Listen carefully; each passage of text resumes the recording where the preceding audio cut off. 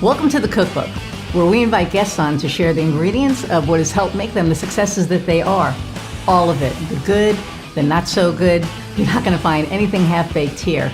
And our kitchen gets messy sometimes. That's when the fun starts. So come on and join us.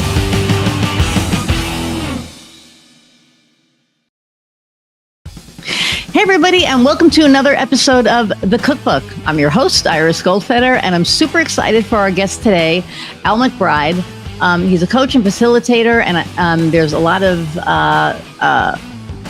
stuff behind him, and I think that by the time we're done with this podcast, you'll think he's as awesome as I do. So I'm going to read his bio and bring him on. Okay, so Alistair McBride is a coach, facilitator, and trainer for over 10 years who has started numerous small businesses since he was 21.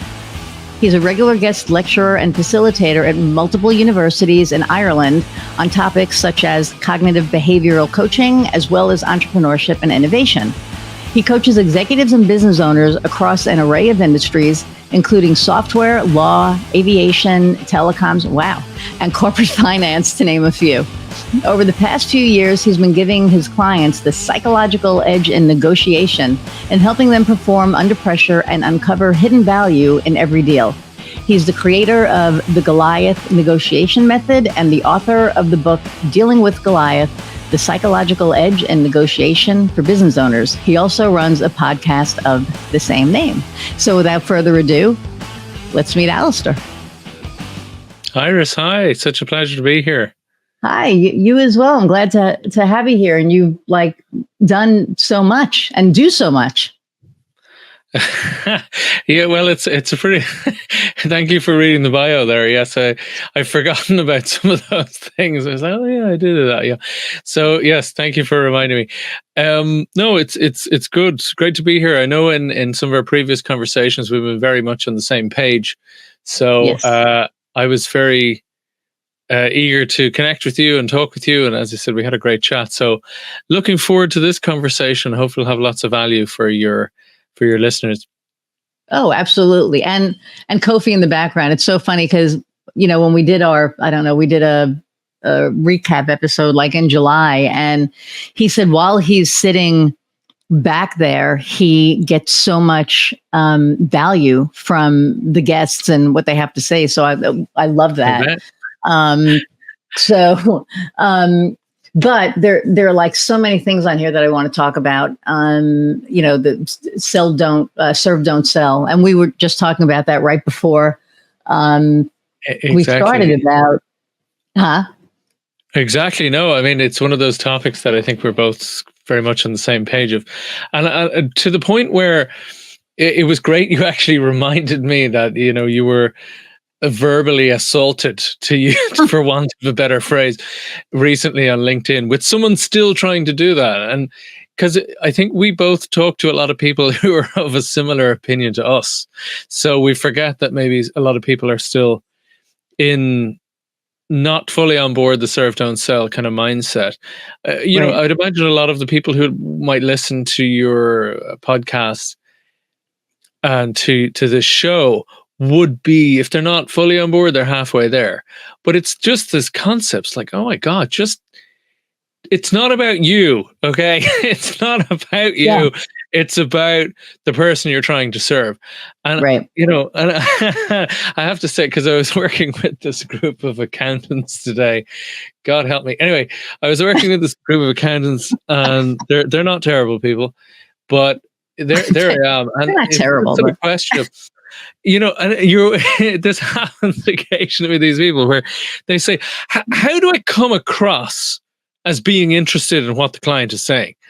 And you're kind of going, there's a secret tip here, folks, secret tip, where you're kind of going, the easiest way, and it did get a laugh in the room because, that was that one person, that everybody else kind of gets it. But they're like, how do I seem, interested? And it's like, secret tip. Find something to be genuinely interested in the client, and you will do so much better. It's not about you. It's not rocket science. Ask with actual concern what the concerns are for your client, how they see their problem, how they see their situation.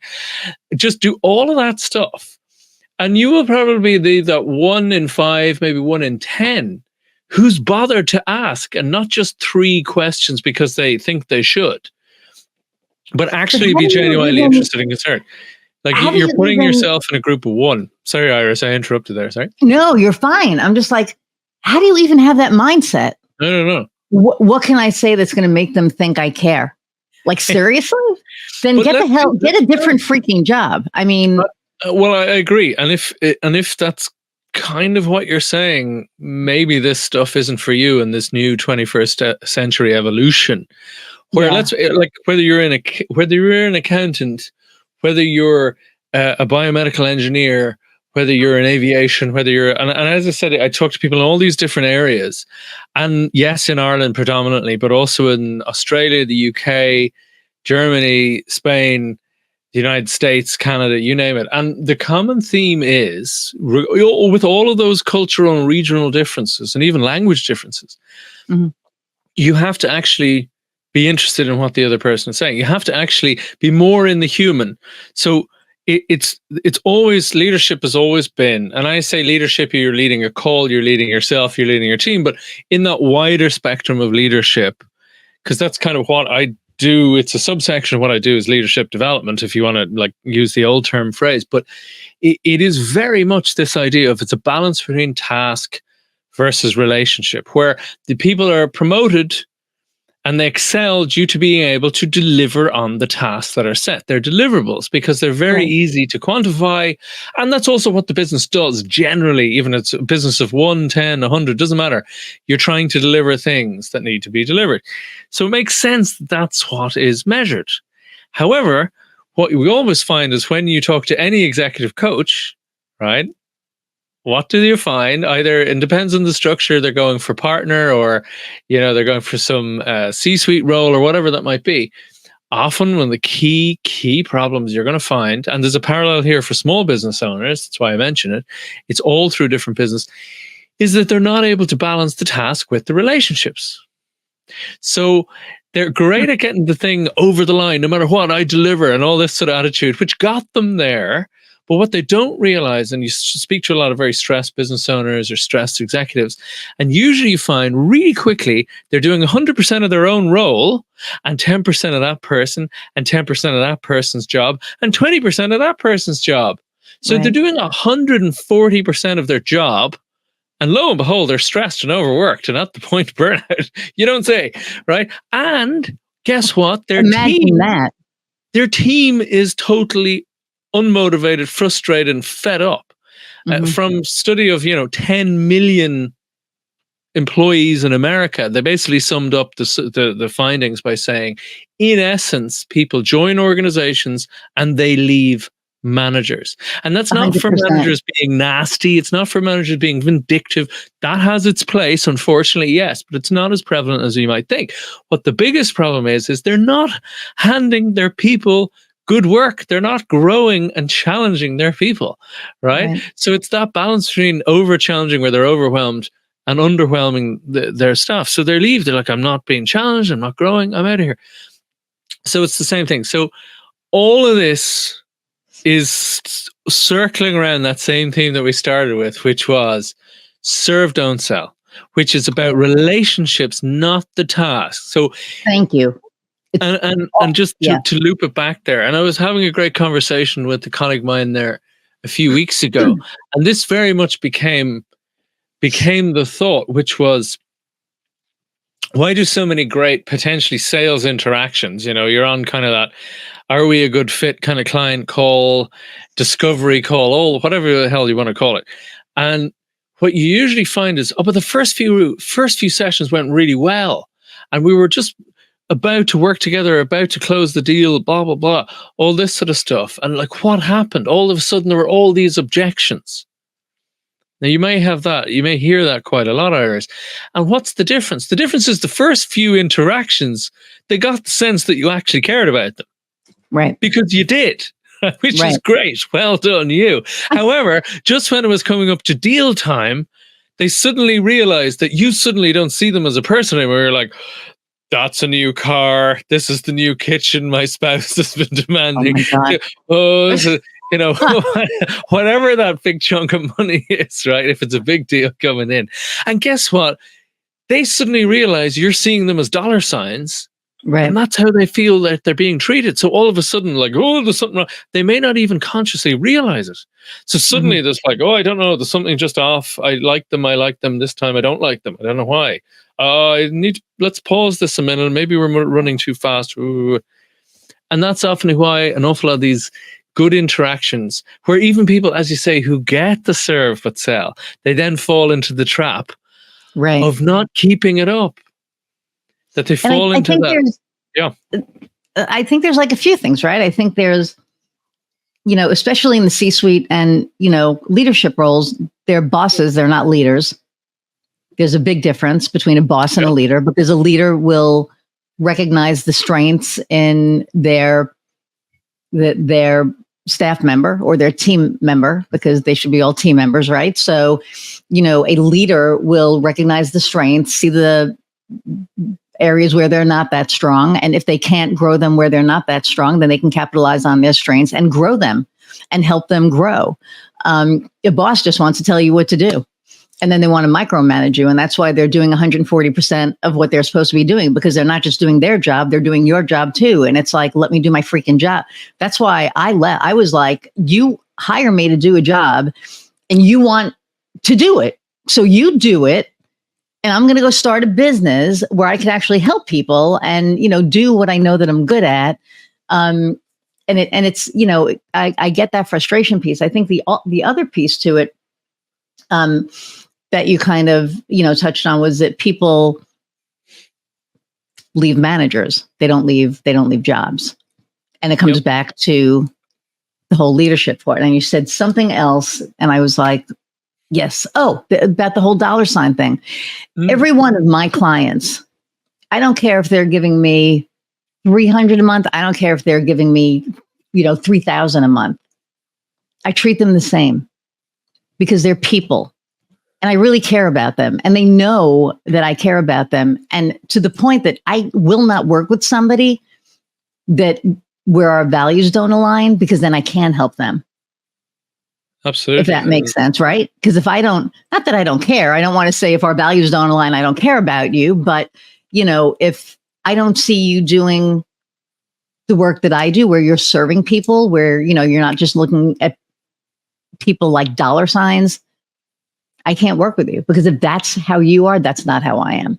Sure. And my clients know it. And that's why they, stick with me, because that's what they it's get. all relationship based, right? It's all about relationships, not the dollar. And this is all the more. This is from all the stuff I've been listening to various experts on AI and how it's going to impact different businesses and industries and so on. The bottom line is this, is that it's about leaning into the human. It's about leaning into the humane, the connection, the relationship, having genuine desire to serve and help those around you. And then guess what? Those people pick up on that. And as I said, you stand out. That is a point of differentiation. Right. As Peter Drucker said, all business is marketing and innovation. And what is innovation but differentiation? It's how you stand out. And this is the point, they're linked together. It's that the differentiation is the point that you market. Is your innovation on what everyone else is offering. Thank you. You want to do sales for me? Because nobody freaking gets that. Nobody gets that. It's like, anyway, go ahead. Sorry, no, sorry. It's so true. It's like, oh my God. I haven't got an awful lot of sleep lately, so I may be slightly delirious. I apologize. No, this is fun, actually. Bringing the energy. You don't want to be tired for you, So, but yes, no, it's exactly that. It's that point of differentiation. But the good news is that, simple things that didn't work, that worked, 5 years ago, 20 years ago, whatever, may or may not work anymore. And that the fast pace of everything, et cetera, with AI as this super tool that's, high, just massively accelerating productivity when used right.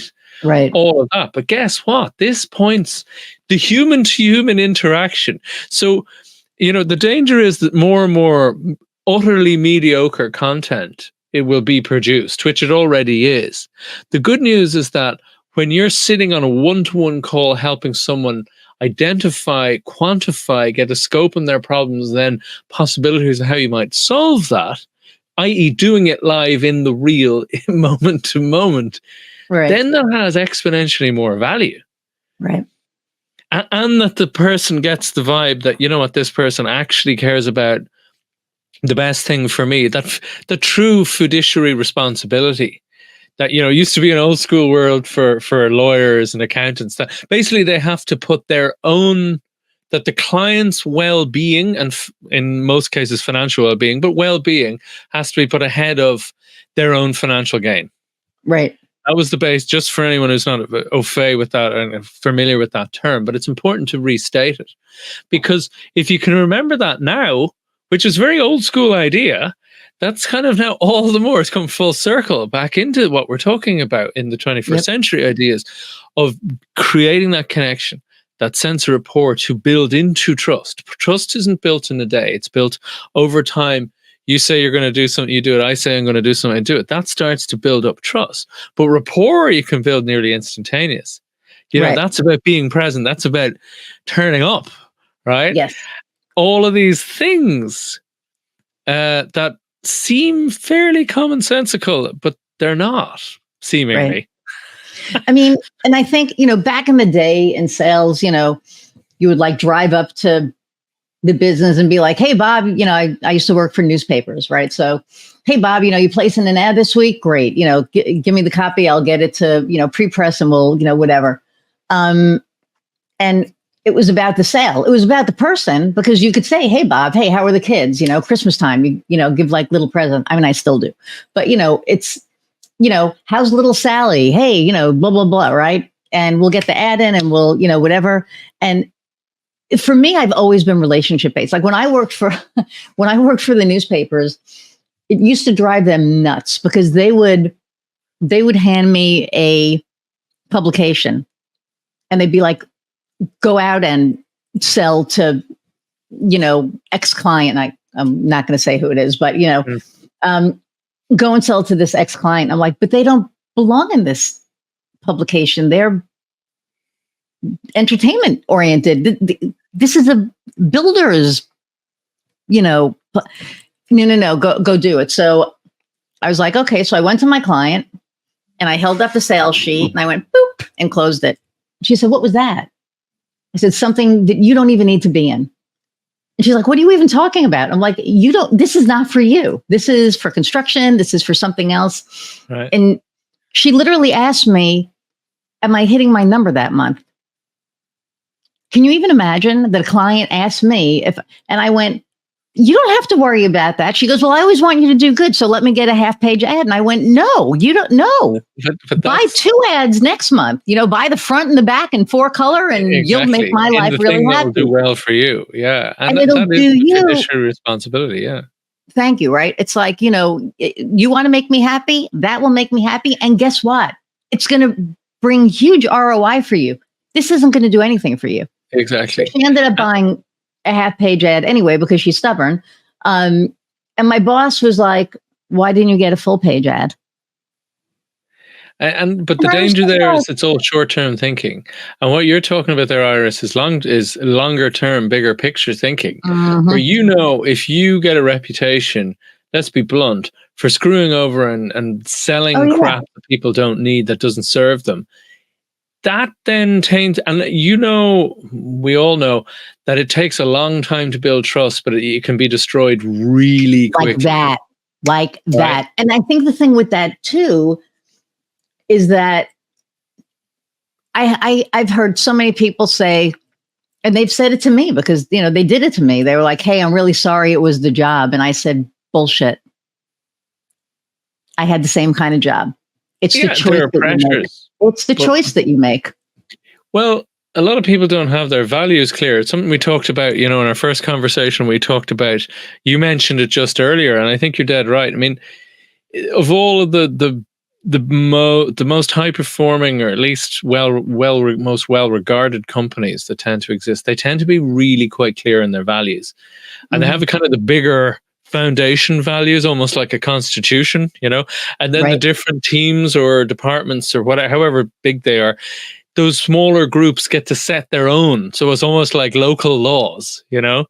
So that Yes. they have to be in line with the constitution of the whole company, if you will. That can change, but rarely does. But these they get to craft their own, and that it's amazing. I was at a meeting of sort of my mentor's mentor a few years ago, and I was talking to all of his client companies, and it was fascinating because all of them. I was talking to. I remember one lady said to me, "Oh yeah, we use values every day. We use values every day." I was like, sorry, tell me more. Fascinating, yeah." And she goes, "Okay, maybe not absolutely every day, but we at least use them every week." And I was like, "Go on anyway." And she said, "Well, I'll give you an example. It's just any time there's a decision." We go, what are our values? What are we actually? And this is not Right. corporate speak values nonsense. Oh, with the thing that's used to hit you with in, you know, in some sort of horrible, what would you call it? Some sort of, you know, annual review or some nonsense like this. Because a lot of Yeah. ex-corporate people sort of wince when they hear words like values and a lot of these others corporate hijack jargon nonsense, right? But and that's not what we're talking about. We're talking about literally the question: what do you stand for? What do you value Right. most in work and life? And when a group of people get around and agree on group values, then when they're like, okay, we're hiring for this position. You know, which of these two candidates are equally fabulous? They're really nice people. They're very well qualified, experienced. Yada yada yada. Who do you think? Like, and normally it could be argued back and forth for forever. And they just go, well, who's closest to our values? Oh, it's candidate B. Oh, okay. Great. Yeah, they're a better culture fit because the values Yes. lead the culture if you're living them. But it also means like how you're interacting when you drop the ball with clients is inevitably happen. So, you know, are you going to immediately own up, or are you going to try and fix it first and then kind of own up, or just almost, you know, are you going to make sure you deliver something, or are you going to be late but deliver better? Yeah, all of these sort of things like time, quality, balances, all of these sort of things suddenly get a lot easier when you decide what your values are. And as I say, you use your values as a compass. They are your Right. North Star. And Yes. fascinating stuff here, because often I'm working with a lot of, you know, I do communications training normally, but negotiation in many ways is just communication with higher stakes. Mhm. There's more at stake. There's more to be lost and indeed gained. And one of the ways when you're trying to get people to deal with highly stressful situations, which, you know, if there's a lot on, you know, there's a lot at stake, good or bad, that gets Yeah. pretty stressful. And we can talk about that again. But one of the key ways is having them getting really clear on their values. Because I then think you're not adrift in the sea. It's like an anchor that's yes. giving you some stability Thank because you you. know what you Yeah. stand for, you know? I think that's where, you know, that's where I make my buying decisions from, or who I'm going to work with, or, you know, I had a coach and I chose who I was going to work with because I'm very relationship oriented. That's just how I am, period. Like in life, it doesn't matter whether it's, you know, a client, whether it's somebody that I'm working with, whether it's a friend, whether it's, you know, whatever. I'm very relationship, you know, oriented. And so this one coach wasn't trying to sell me. Genuinely, every week, you know, she was in Quebec and, you know, Fabienne Raphael, and she would once a week before I started working with her, hey, how's everything going? You know, how are you? How was your week? How was this? And then we just started this rapport. And after 2 months, it was like, let's do this.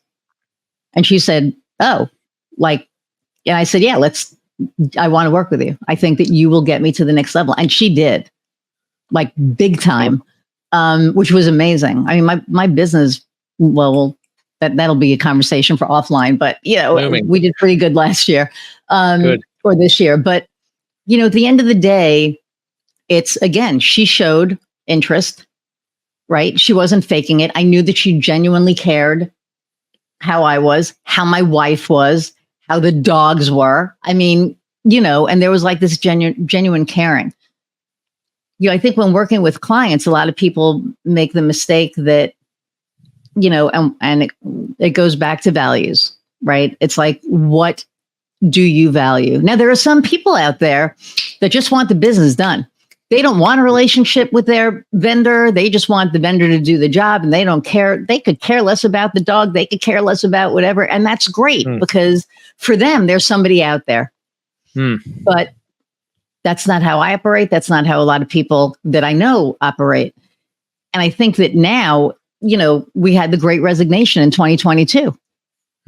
People just started walking en masse out of jobs. They were just like, I don't want to work here anymore. This sucks. You suck. You're a terrible manager. After the pandemic, you realize life is too short. Life, and a lot of people 100%. Going, you know what? I'm done with this. I can't do another year in a cubicle or whatever their cubicle equivalent was. So how did you start? Like, did you work for corporate before, or? Like, no, not really. No, I was an art dealer. So I did psychology and art history, and I initially went in the art direction. So I was an art dealer. Oh, wow. So, and that was an interesting education because it's an industry that's so much based. The value is total perception. There's no inherent value to anything there, really. It's all an agreed delusion, and often not particularly agreed delusion, So fascinating experience there into the psychology and the human nature and whatnot.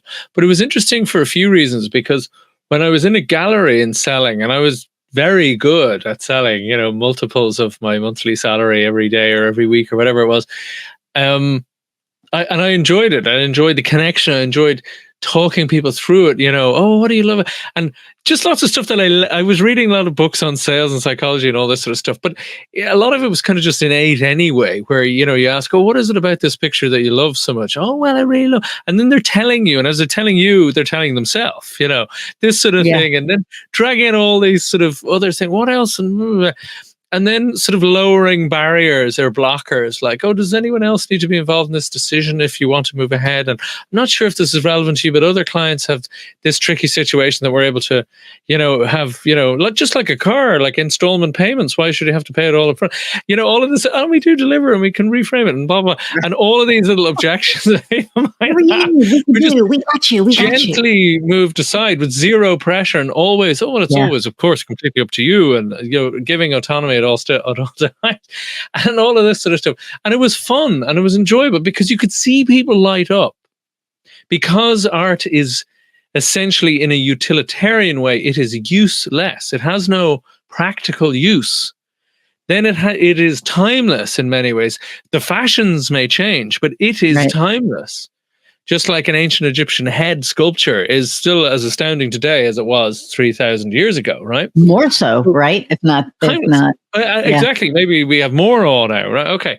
So it's the same sort of idea of this it's this other category of stuff, which is kind of why I think art is quite a brilliant thing. But anyway, I digress. When I was in the gallery, that was very much what I, grew to call later the the natural type of salesperson, the natural type of negotiator, where you're just rolling in the game and you're enjoying the challenge, but it's in a kind of almost a loving way. Like, I'm not going to force anything on anyone that they don't want it.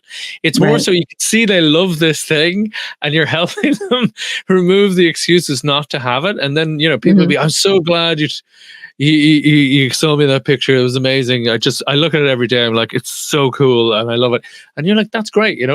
That it touches something deeper than like, I have a new car, it smells nice type stuff, which dies away very quickly. Not if you turn them in often enough. Sorry. But from doing that, then I went out my own, and that's when I was then an art consultant, art advisor, that kind of stuff. And that was a lot of fun, but the pressure was unbelievable to make those sales. So it was the total difference between going from being a natural at this sort of stuff to then being a very, what I call, nice but nervous negotiator, where it is no longer fun. The stress is phenomenal. You feel far more acutely the how good it can be, and equally how, if I don't make this, it's the difference between living large and having a good time for the next month or so versus, being really like searching the sofa for pennies type of thing. Not quite, but you know what I mean. No, yeah. And that was an amazing wake up call to the reality of business owners, the reality of self-employed people. Is that they're living in that this is the difference. And so, as I said, what I talk about in my book is all about how to move between the two, how to, obviously you want to move away from the nice but nervous because you feel you're probably going to be screwed. You leave your money on the table. You're afraid to push back. You're not enjoying the situation. It's just highly stressful. Whereas the natural's problems is, and this is, I know this because I work with a lot of really good negotiators. You know, I'm a bit like, you know, Roger Federer's coach. You know, like I don't need to be better at tennis than Roger Federer, right? I don't need to be a better negotiator than half the people I work with. It's more so I help them become better, right? So I help them develop. And it is that I see them even like doing multi-million euro, $1 million deals. Incredibly clever, complex, brilliant problem solvers. The creativity of some of these people is incredible. And it's brilliant. I love it. But they still tend to fall into the trap, Iris, of having, you know, a primary mode of being and then a secondary mode. And if that doesn't work, which happens, you know, 1 in every 5, 1 in every 10 deals just suddenly falls to pieces, and they don't know why, and they don't know what to do about it. Wow. And so I said, that's because they're only being in several narrow modes. You know, and so I'm able to help, just one of the many things, but help expand their options of how they can be in those meetings. And a lot of it is, like, for example, litigation lawyers is the easiest example.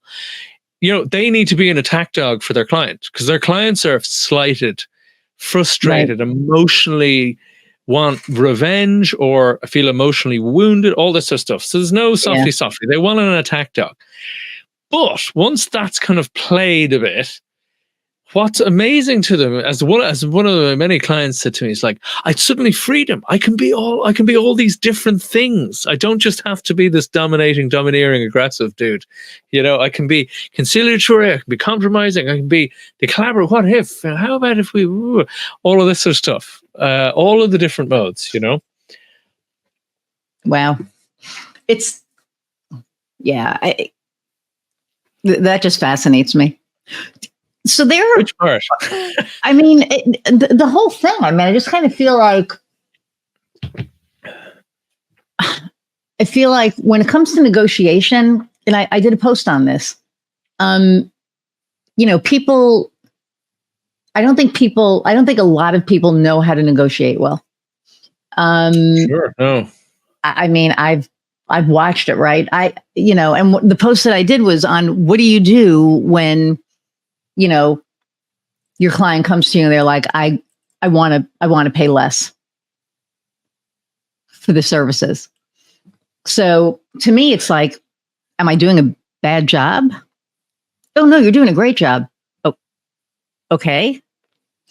Are you getting less of an ROI than you were? No, I'm doing awesome. Or, you know, did you just fall on a hardship? Like, is there something going on? No. What's going on? Well, so then why do you want to pay less? Yeah, exactly. Yeah. Well, I just want to save money. Pardon me. Fuck that. What do you mean? You just want? No. I know people who would immediately double the price, by the way. This is that point, right? Thank you. If you're telling me, you know what, it's not hitting the mark, we're not, you know, whatever. Okay, then let's rework it and see how we can fix it. But if you're doing really, really well and you just don't want to pay me what I'm worth, and, you know, because you just don't want to pay me, hit the ground. Always be the buyer. Always be the buyer. Even when you're the seller, you were always the buyer. Yeah. So you have to. Then if I hear that sort of thing, I'm like, that's just insulting. Are you trying to insult me? Is this some sort of game? You know, this sort of thing, where they now have to make it up to me. Like if I had to hear that at me, I'd be like, what the hell? Right. I'm trying to meter my language here, Iris. That makes me very angry. I'm New York. I already dropped the F-bomb, so don't worry about it. But I just kind of feel like, you know, if I have a client that is truly hitting hard times and they need help, I'll help them out. I'll say, Sure. you know what, we'll cut it down now. And then when you get back on your feet, we can, you can pay it on the back end. I'm fine with Yeah, yeah, that. yeah. But again, if you're just like, you just don't want to, you want to pay less because you want to pay less, it's like, and I've seen so many people actually be so afraid to lose that client that they're like, okay, you can pay less. And they're completely devaluing themselves and their service, as far as I'm concerned. It's like, no, that's not how you, that's not how you do it. So, but the, we talked about building rapport and all of that. What I do want to hit on is, there are people that are thinking about becoming entrepreneurs that are listening to this. What advice do you have for them, right? Like, what kind of advice would you give somebody who's, if they came to you and said, hey, Al, I'm thinking about becoming an entrepreneur? Oh, well, first of all, what does that mean? So, for example, does that mean they're starting something requiring financing? Does that mean they're doing what their day job was, but out on their own? Like, what does that actually mean? So, are you That's a really good self-employed? Are question, you a right? I mean, freelancer? Are you an entrepreneur? Right? I Do think, you need a team? Is it just you? Like, what, and look, I worked in the Innovation Academy. We taught innovation, lean sort of strategy, lean methodology, all that sort of good stuff, design thinking and whatnot, and tremendous fun. But it is that idea that the danger is jumping half baked into these situations. Is it a thing where it's absolute necessity, where like you have crazy bills to pay, you need to do something, Is it that you have a great idea, you've already road tested it like on weekends or whatever, people are already asking and wanting to buy it and putting money in your hand to get the thing that you're doing or whatever your innovation was. Awesome. Look, there's just get the Lean Startup by Eric Ries, I think it is. I haven't said his name in ages, but just Google the Lean Startup or look at it on Amazon. I'm sure you can get it for a couple of dollars on Kindle or whatever. It's an amazing read. It just set you, like, it will give you the right questions you need to be asking yourself and the right approach. Because the other thing is, an awful lot of people go too far the other way, where they think, oh, I need this and I need all of this stuff before I can start. Probably not. What is your minimal viable product or your minimal viable service? Essentially, your minimal offering, the most basic version of the service that you hope to offer, a product you hope to offer down the line, literally to test that there is market value there, that there's market need. Never trust people telling you that they will buy something. I fell into this trap so many times before. Never trust them. People say, oh, yeah, that's amazing, I'd buy that. And then you go, right, here it is. Do you want to buy it? And they're like, oh, well, maybe no. Well, actually, the only thing that matters is, do you have cash in your hand, cash in your wallet, cash in your bank account from that thing? That's it. That is it, right? And it's fine if you know them, better if you don't. If it's a stranger paying you, then you're onto a winner, right? The other thing is just deciding, like, can you actually make a business out of it? Do the math. Like, it's basic, elementary arithmetic stuff. If my costs are this and, it takes this many hours, like, do a few basic sums, okay? Because it's amazing how few people don't do these little basics where you go, oh, I'm not sure that's a business there. Particularly when, does it have scalability? Like, some of those can be improved. So, like, it's not the be all and end all, but it's just getting a basic picture of what it is about that service that people want to buy. Then that question, and I keep going here, then that question, like we talked about differentiation, why would people buy from you rather than other people? Particularly if it's anything they can get online. Forget about it. Amazon has it covered, unless you're using Amazon, which, that's why it's a big marketplace. No, but like, it allied with all the people it was trying to put out of business, basically. Yeah. They'll just sell through us. We can both win. It's like, okay, fine. And why? Because everybody goes on Amazon going, well, if anybody screws me on Amazon, I get refunded and, I'm safe, basically, rather than somebody's little website that I've never seen or heard of before. There's no trust there, right? So it makes sense. So, but sorry, I digress. The whole point is that you're scoping out what's the need for this thing. You're getting real data in, not just from what your mom says. My mom loves this idea. It's like, well, that's great. She'll be my first customer buying this thing. It's like, well, that's lovely. Moms are helpful that way. But, you need a little bit more. And really the last thing I'd sort of say is road tests, like what are, and not to be negative, but literally run through, because people are usually, look, I get it, you have to be super optimistic to actually start a business. It's hugely brave. Like, and I'm going to say it right now, like when I went out my own from the art gallery, I wasn't going near having premises. I was like a rogue floating consultant guy who went out to people's homes or offices or whatever. The whole point was to keep those costs down. I didn't need to be on the hook for 100 grand of fixtures and fittings and premises and all this stuff. Right. So this was the point. But that being said, that's again MVP, right? How can you do it without incurring the standard costs that lots of people in your industry have hanging over their head? Maybe that's how you can differentiate. So my differentiation at that stage was, there's no gallery that you walk into, I come to you, oh, that's very convenient. Yeah. And instead of just showing you 20 pictures that are available from a few artists that happen to be right there on that day, I had a little method that I could gauge people's taste in art through a whole little computer program thing, Decision Tree, that people used to do for fun anyway. And then I have a little readout, and then I bring them available stuff, all exact for their taste. So this is amazing. This is everything that I like. This is amazing. It's really cool. It's like, yeah, exactly. So the point was, what can you do in those simple little ways that differentiate your offering from those around you? So they can immediately get, why would I work with you? There's an immediate answer there. At least an immediate obvious one, right? And then maybe there's a little bit explained, because I do this, this, and this. And they go, okay, fine. All right, so what's your point of differentiation, which again is your innovation on the space? What are you going to do a little bit differently? What's the evidence that people want this? And lastly, I suppose it's the ikigai thing, the Japanese yoke, where it's like, what will the world pay for? What are you really good at? And what was the other one? What do you love doing? Of course. Sorry. What do you love doing? What are you good at? That's two right there. And then with the key thing is, what will the world actually pay for? What do they, sorry, in the nice, more spiritual side, they say, what does the world need? Like, basically, what will the market pay for? Let's get good and capitalist and real on that one, right? Sorry. As I said, I'm a bit tired here, so I'm ranting away. No, you're fine. So there are people also listening that, that are going through stuff, right? Like maybe they've hit an obstacle, they've hit a wall. And, for me, I have this like saying that I don't know, I came up with it about a month ago, and I was on a podcast and they were like, oh my God, that's like the best thing I ever heard. And, for me, I said, we're always going to have obstacles, and it's up to us whether they're stepping stones or stopping stones, or stopping stones or stepping stones, right? Because if we hit something and we stop, we stop. But if we use it as, okay, I'll climb on and then I'll get on to the next one, then it's, a stepping stone to whatever level.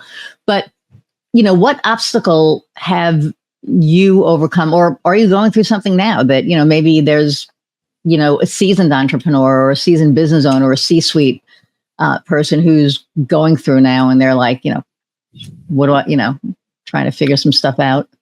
Yeah, I mean, there's a few things there that pop to mind. I mean, the first is, I started my business, was just getting established. And I remember there was pretty much, there was 6 figures of deals on the table of art. And then all of a sudden, one of those client companies, this was in, I want to say August, was it 2007 or 8? I can't even remember now. Anyway, they said, we were meant to have this big extension to our facility, but the credit has literally been withdrawn, 75% of the credit. And another client then, a week later, I was like, oh my God, how unusual. This is crazy. Another client doing a whole renovation of this like 4-story building, which I was doing the art for, had the same. They're like, our credit's been pulled. They took 80% of what they agreed to give us. And we have the work in the middle of it here, It has started. So this was the start of the credit crunch. This was literally where the last thing any business was doing was buying art. From being absolutely flush with cash, to and by the way, the companies that were perfectly fine didn't want to look like they were perfectly fine, because they wanted to use the excuse as some vicious streamlining, shall we say, where they wanted to make things more efficient. So again, they couldn't be seen buying art. Yeah. So again, just the business went from extremely healthy and on that beautiful upward curve, where you're like, yes, after all this, we're really moving to this next level. No, you're not. Boom. Forget about it. You're out, you're down and out for the count. So you just bounce back. I had some rental agreements, thankfully, because I was differentiating. I was trying new lines of sale, and loads of businesses didn't, instead of buying, they were like, oh, look, could we rent stuff for a while? Yeah. Stuff sitting there. So that kept things ticking over very nicely. While I was literally doing things, I was doing other little business projects and things. And one of the things I did was starting to retrain again, and I got a foundations and counseling skills, and then into bits of psychotherapy, and then into coaching and facilitating all that sort of stuff. And then I sort of grew out of it in that way. So you never know, where these situations will push you. One thing I would say with the obstacles things is, and this is kind of a facet of negotiation as well. It's all life's a negotiation. But you don't want to overplay that card too much. It could get tiresome, but in a lot of ways, it kind of is. But one of the things that came up, and it comes up quite a lot, is that people get overly fixated with their objective. Mm-hmm. And so, I've literally had my client saying to this other person across the table, but this thing does what we're offering now, does what you wanted more, better, cheaper, and with all this extra cool stuff, which is like, no, I want what I asked for, and that they're so tunnel visioned toward the goal that they missed out on something clearly better. And they were like, okay, it's like we're nearly in dereliction of our duty selling you this thing, but that's what you want, and we won't be talked out of it. Okay, fine. But how often do we also have the same with obstacles, where we're kind of this fabulous grit and determination to get to a place, to that objective, to meet that goal, and then these obstacles are coming up, bang, bang, bang, and you're kind of going, no, I must get over there. And maybe the obstacles can also be a signpost, right? That's sort of going, Maybe the opportunity is actually moved and it's over here, much bigger. Yeah. Right. So, and I'm not saying that's always the case. Of course it's not. Sometimes they're just obstacles that you have to get over. Of course there are.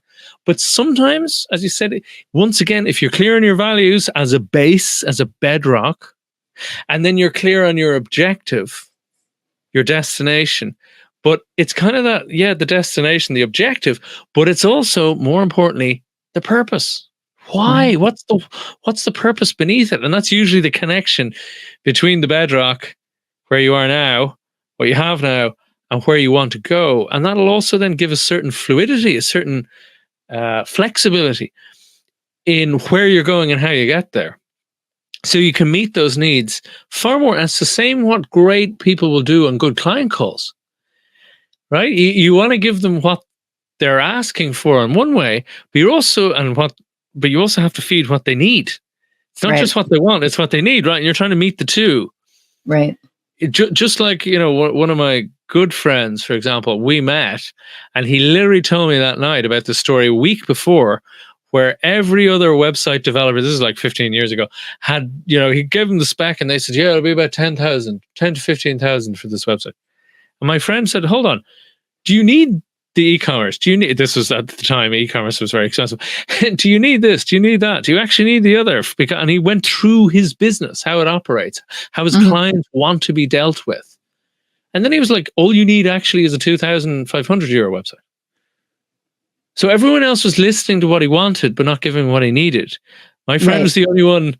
And from that then we became close friends, because I was like, wow, a lot of people, right? A lot of people do that. Like when I work with my clients, because we do websites.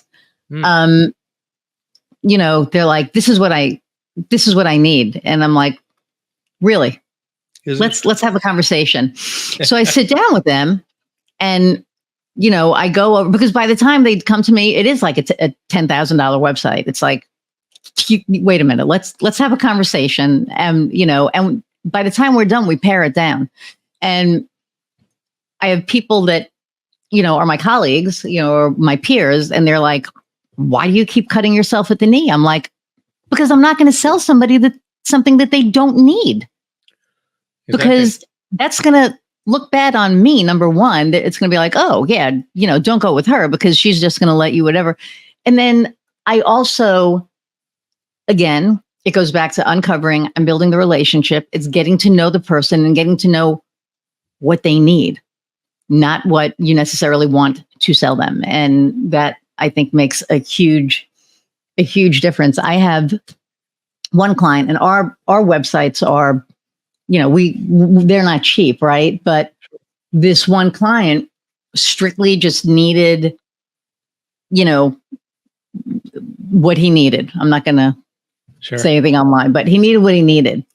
And we got the price down pretty low. And he was like, are you sure? I said, you could pay more if you want, but this is pretty much what you need. And he was like, wow. And then what did he do? He told everybody, how honest I am and how I don't tell people what they don't need. Yeah. And now I have more people coming to me for that because, trust. At the end of the day, that's, you show up authentic, you show up as yourself, you're real, you're honest, and the money follows. Like, you don't have to go out and lie to people to make money. You don't have to go out and, if you're doing that, you're doing it wrong. Because if you can just go out and talk to people and be you, the money follows. There's a few things there. You're playing the long game rather than just a short, quick sell. So it's getting out, as we started earlier, it's getting out of the transaction mentality. Stop being like someone at a cash register where you're essentially just processing a sale, right? Or, oh, yeah, you really want to do this, and then you're processing a sale. If you think of it as the relationship, then just like you said there, Iris, then you have a reputation where then that person's telling everyone they know when they hear the word website, your name, and going, this is the person you need to talk to. Yep.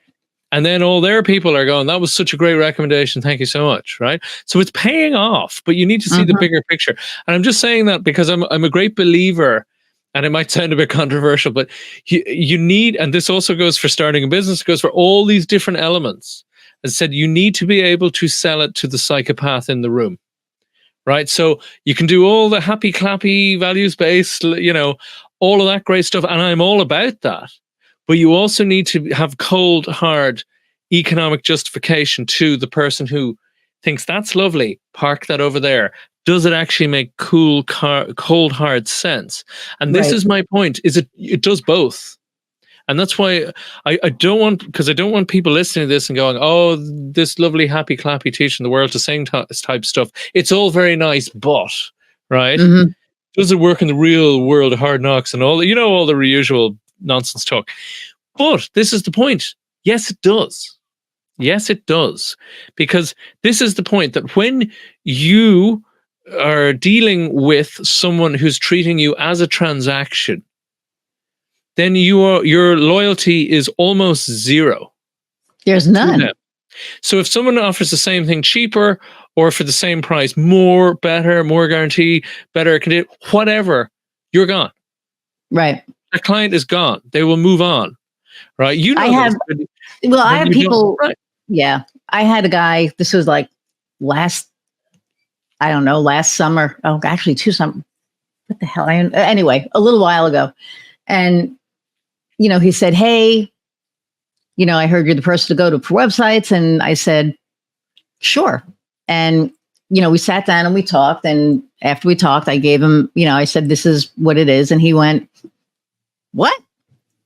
He goes, the guy that I spoke to last week is going to do it for $1,800. I said, well, then you should go to him. And he just looked at me. Yeah, totally. Of course. Like, what do you mean? Because it the same goes for us and our clients, right? I said, go pay for what you're going to get, because, this is my price.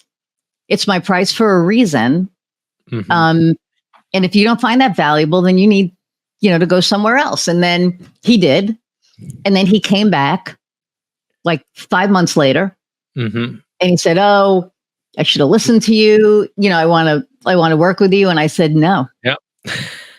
And he said, what do you mean, no? I said, No, because we're going to start to work and then somebody's going to offer you something cheaper and you're going to go. And then all of the work that I've done isn't going to do you any good. And now I'm just taking your money. And that's not what I'm in business for. And he could not believe it. My wife couldn't believe it either. She's like, "What's wrong with you?" And because, you know, she works for, quite believe that either. She works for a company. She's like, "You can't do business like that." I have, as I said, that same friend.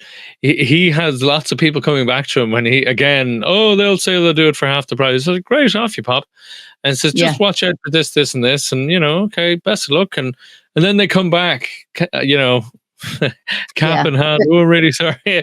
Just like you said. And he's like, right. And they're very loyal then because they get it. They get that the price tends to echo the quality that they're going to get, or the strategic edge, or all of these sort of different aspects.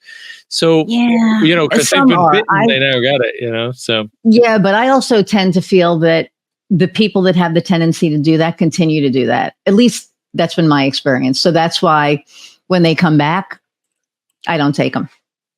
I'm like, you go find somebody else who, in 3 months, 4 months isn't going to, the clients that I have are, they're very loyal. The people that they refer me to end up, becoming long-term clients, and they're loyal. And to me, it's like, that's how I want to grow my business. I don't want to grow my business because somebody nickel and dimed me, 6 months ago. And then he came back because he realized that, because I don't necessarily believe for me that that's going to work out for my benefit or for their benefit. That's fair. I mean, I think of it in the way of when people don't know in an industry the difference. And I'll give you an example. About 80% of fashionable, expensive premium sunglasses are made in the same factory in France. Right? And almost the exact same standard and cost input can be the difference of 3x in the price. And it's the same thing.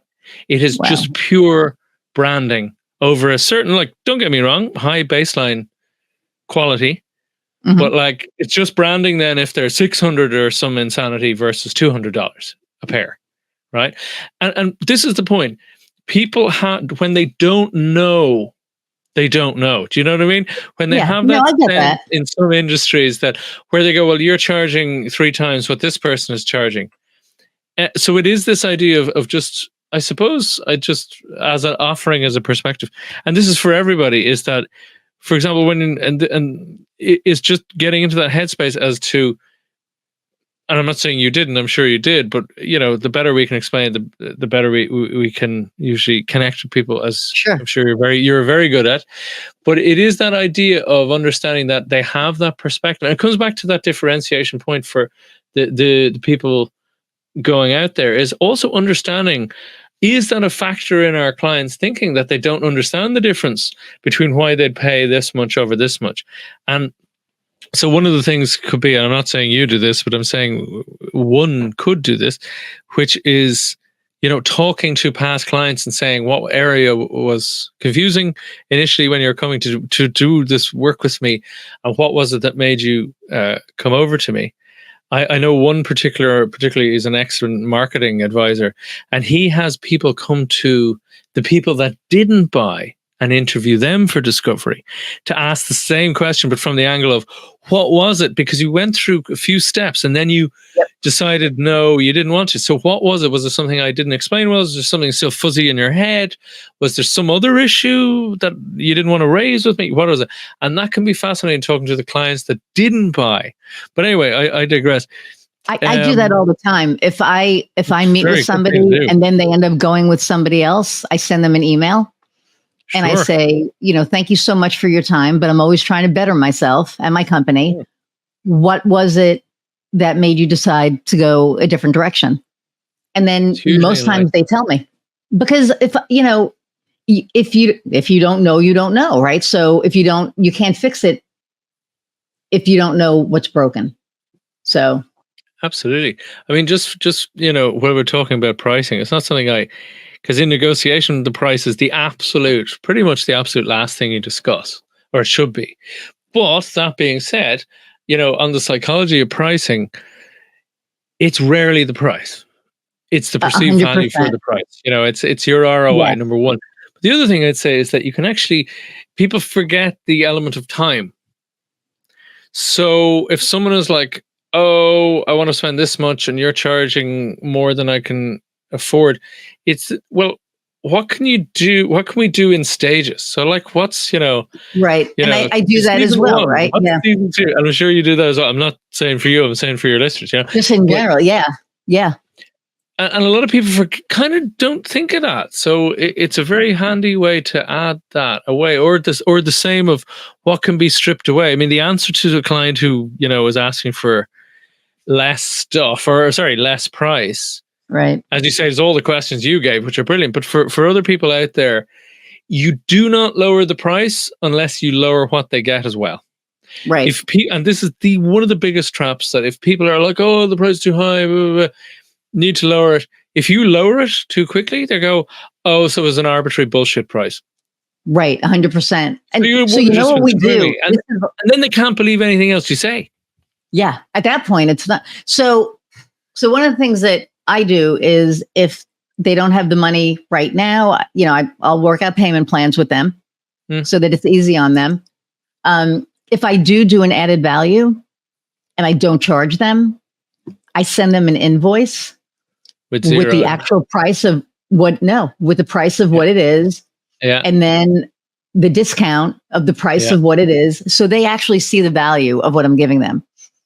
Because I used to just like help people all the time and not even, and then I had somebody looking at my taxes and they're like, so time-wise, how much do you think you gave away?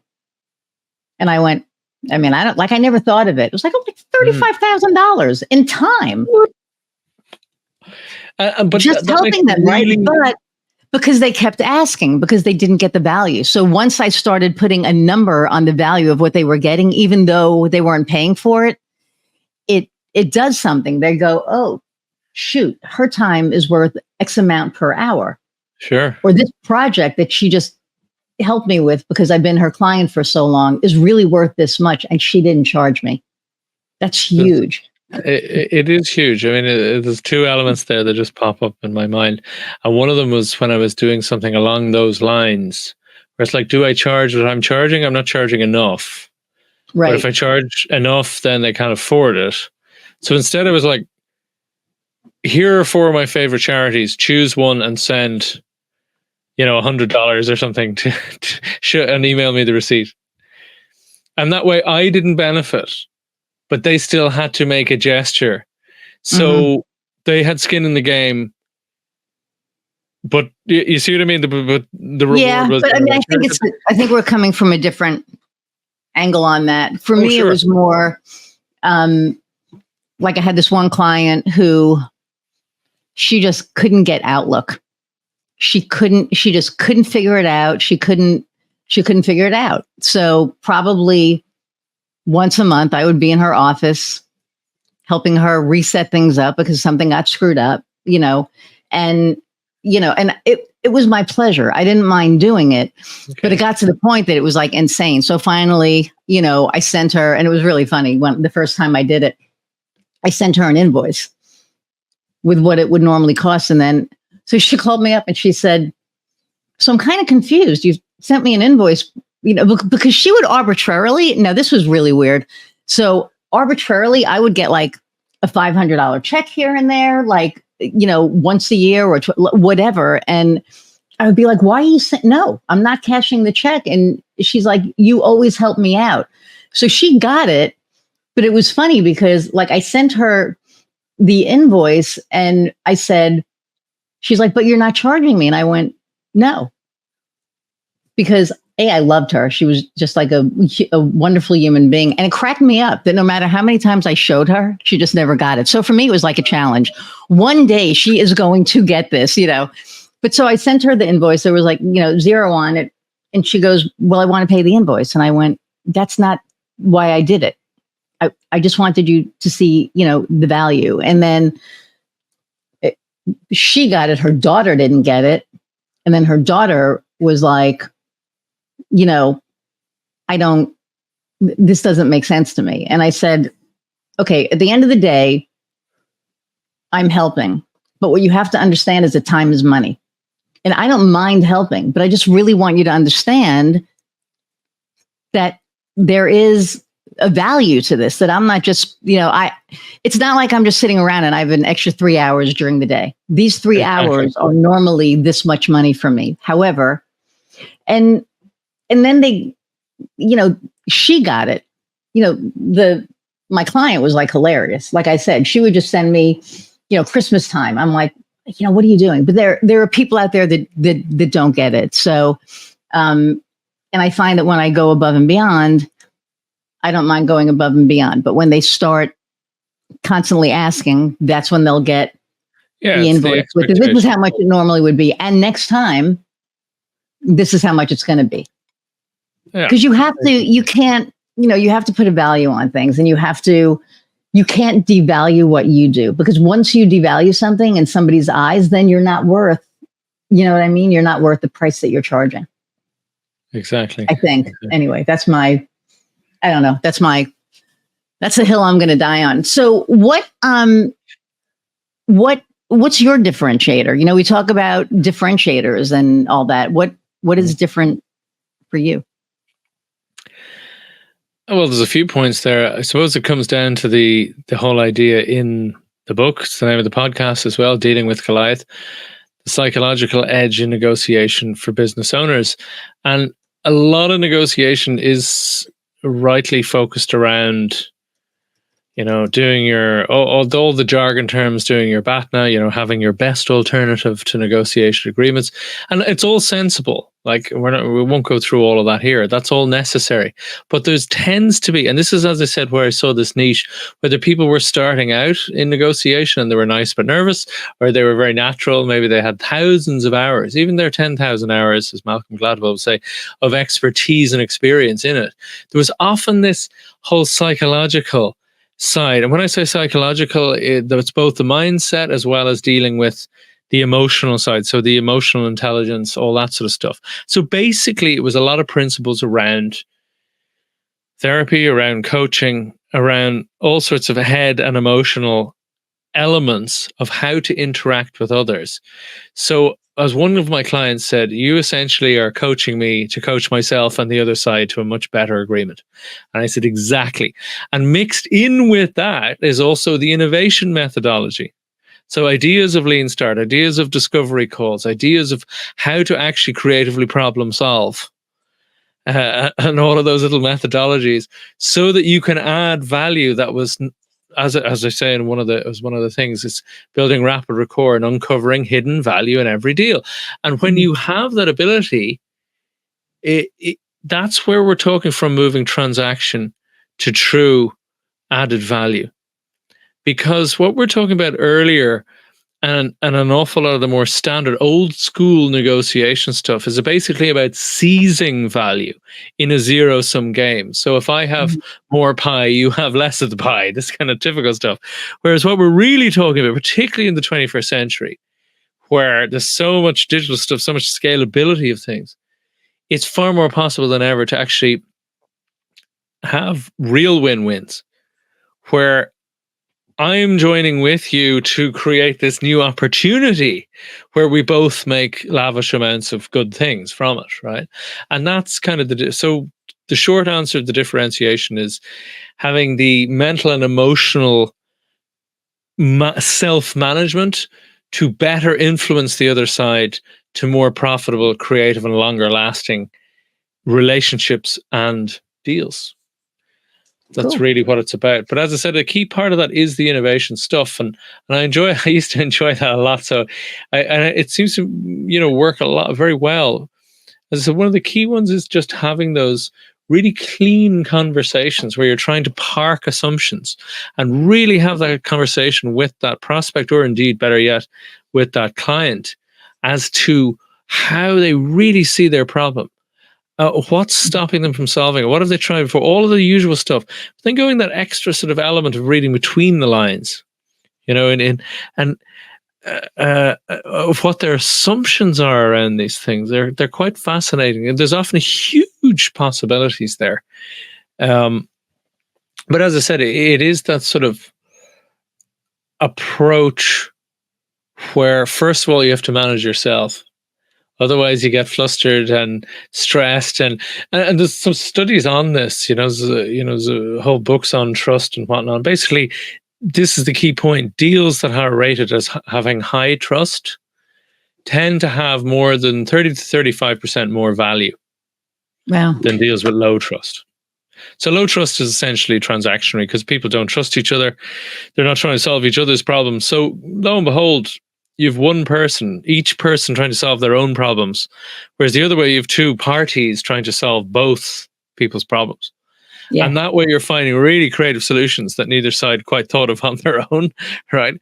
And all of this starts from that base of rapport, which is where we started with, right? That it's about relationships, not just tasks.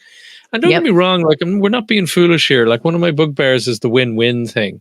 Because win-win is battered over everyone. Well, win-win, everyone. Yeah, that is absolutely, you are prey toward big, nasty corporate Goliaths, which is what the book is about, right?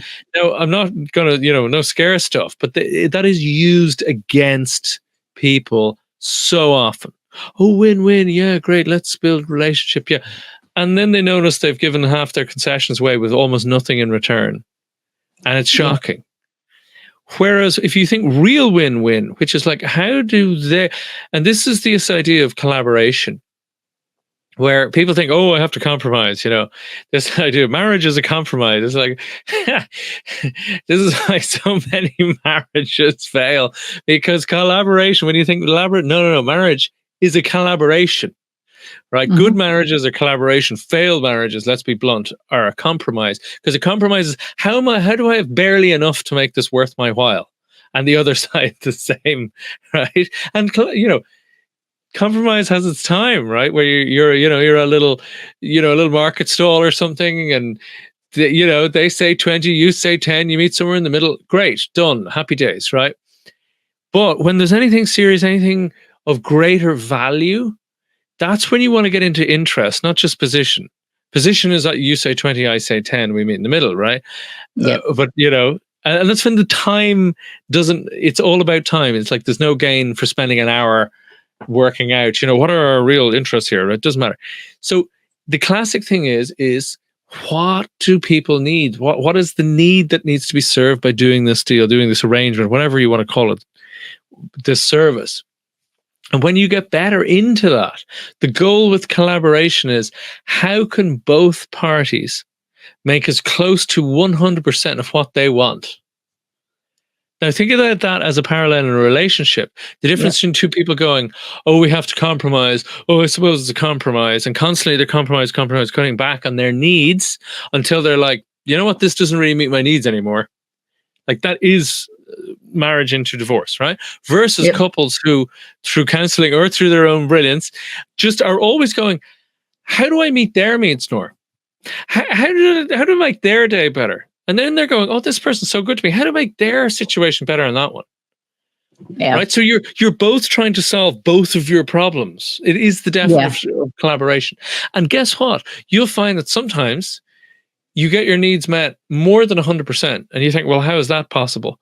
Because they're being met in ways you didn't even think were possible. You didn't see them. You're 100% with a set point here in your head. And then they've surpassed that. They're like, that's even better. This is amazing. Right. Okay. We're getting slightly super optimistic here and whatnot. But the point is that collaborate. How do we meet each other's needs? There you go. So I want to thank you for taking time out of your day. We're at like an hour and 15. So. Oh, okay. No problem. So, but how do people reach you?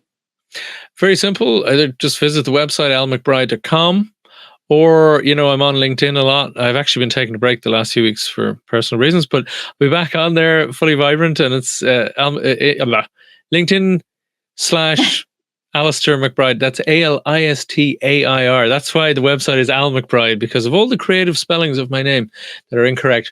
So almcbride.com, or just find me on LinkedIn at Alistair McBride. Yeah, and I have that book coming out soon called Dealing with Goliath, The Psychological Edge in Negotiation for Business Owners. That should be out in mid-January.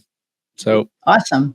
So everybody look out for that book. It's sure to be brilliant. because Al is brilliant. So I'm just going to throw that out there. Aw, it's been a pleasure okay. having you on.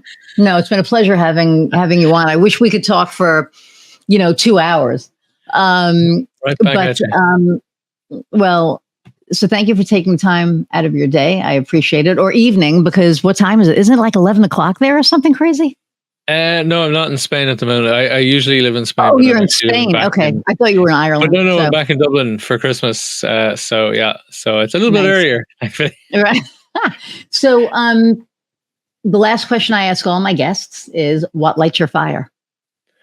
What lights my fire? It is that seeing that change, seeing that little aha moment where people can take an insight, a technique, a method, or something that I've suggested to them, and then they apply it in their own way, make it their own, and then they have this new freedom, this new set of such exciting options for them, and then they can create great things out of that.